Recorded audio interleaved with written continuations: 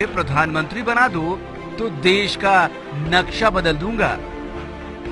इस दावे को मजाक समझकर हंसी में उड़ाने से पहले ये मत भूलिए कि मोदी जी पिछले 1 साल में सैकड़ों बार देश का इतिहास, भूगोल दोनों बदल चुके हैं। देश को बदलने का दावा करने से पहले मोदी जी देश के बारे में थोड़ा बहुत जान भी लें तो बेहतर होगा।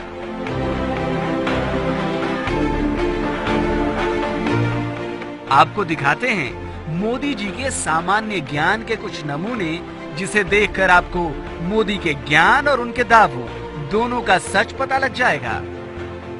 प्रधानमंत्री जी, मेरी गुजरात की मिट्टी के सपूत डॉक्टर श्यामा प्रसाद मुखर्जी विद्वान थे।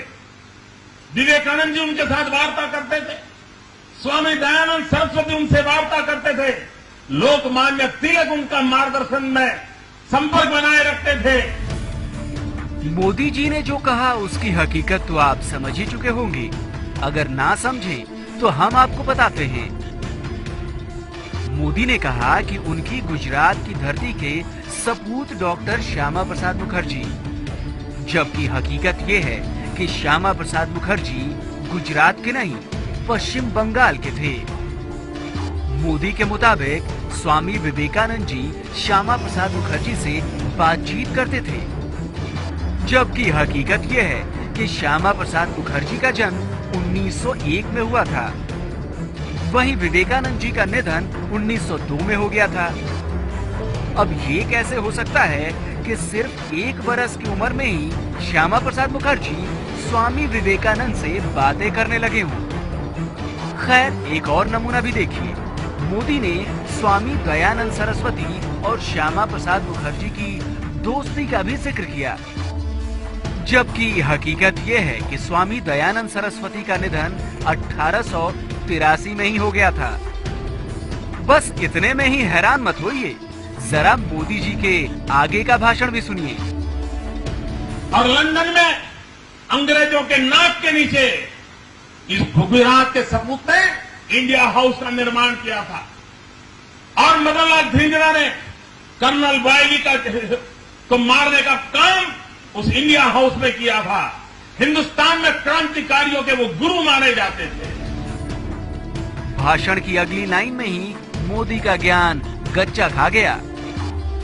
मोदी जी ने कहा कि श्यामा प्रसाद मुखर्जी के कहने पर ही मदन लाल ढींगरा ने लंदन में कर्नल वायली को मारा था।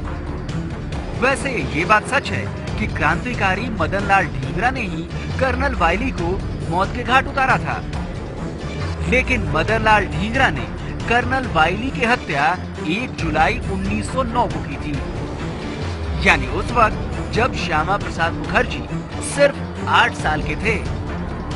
अभी तो और हंसना बाकी है, क्योंकि भाषण का अगला हिस्सा तो और भी मजेदार है।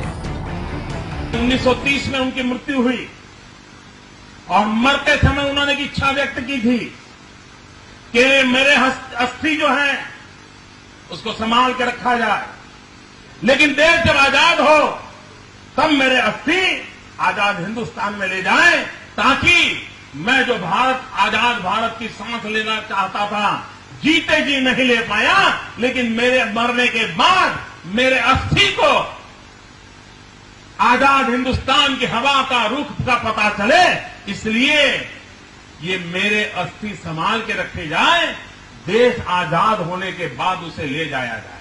1947 देश आजाद होने के बाद पंडित नेहरू का पहला काम था कि कोई प्रतिनिधि को भेज करके देश के लिए जीने मरने वाले डॉक्टर श्यामा प्रसाद मुखर्जी के उस अस्थि को हिंदुस्तान ला देते हैं। नहीं किया। वैसे अब आप चाहे तो हंस सकते हैं, और अगर अब भी हंसी नहीं आई तो भाषण के इस हिस्से की असलियत सुनकर जरूर आएगी। मोदी जी ने कहा कि डॉक्टर श्यामा प्रसाद मुखर्जी का निधन 1930 में हुआ था, वो भी लंदन में, और आजादी के बाद भारत सरकार उनकी अस्थियां तक नहीं ला पाई। अब जरा असलियत भी सुन लीजिए।